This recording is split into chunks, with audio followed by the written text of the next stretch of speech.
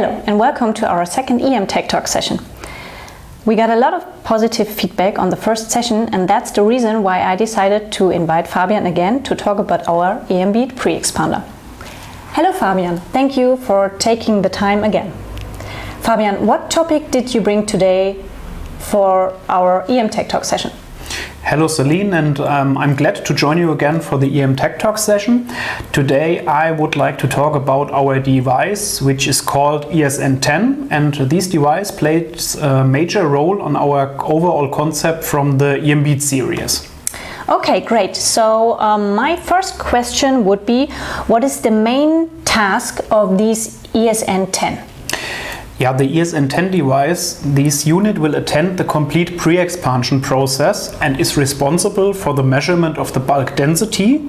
And we use this information for the documentation for quality reasons, and in addition to do, in case of a density variation on the pre-expander, to do a regulation and an adjustment of this density.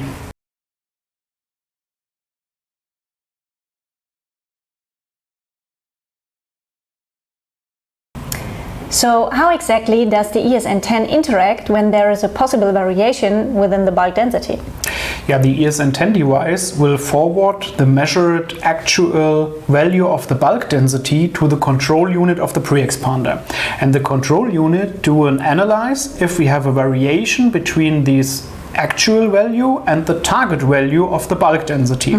In case the system realize or notice that there is a variation, we will adjust automatically the amount of material which has to be weighed in our dosing system for the next cycle in order to do an adjustment. Okay, and how often does the ESN10 do this measurement in this whole process? That is definitely a good question, because we will measure each cycle and use this information for the quality management system, so to have a clear documentation from each cycle which bulk density is reached. And in addition to that, the regulation itself or the adjustment will happen only each 3 cycles. Okay.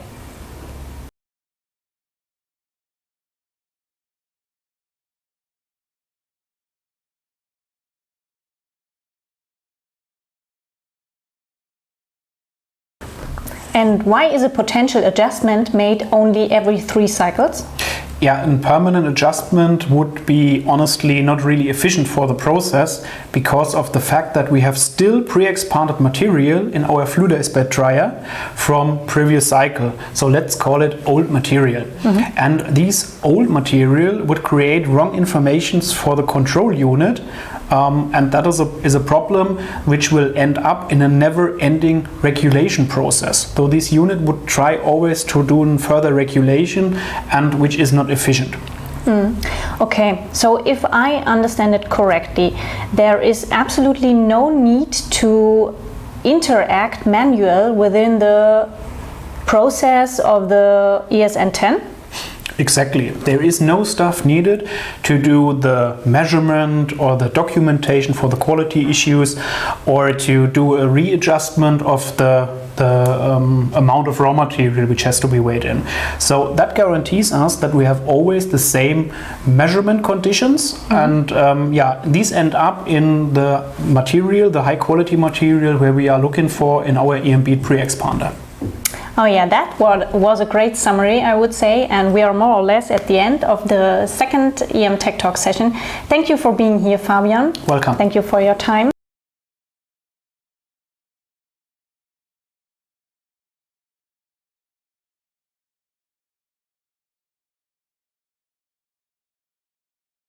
So thank you for watching our EMTechTalks. Thank you for your interest, and if you have any questions or comments, do not hesitate, leave a comment on LinkedIn or Instagram, or contact us directly.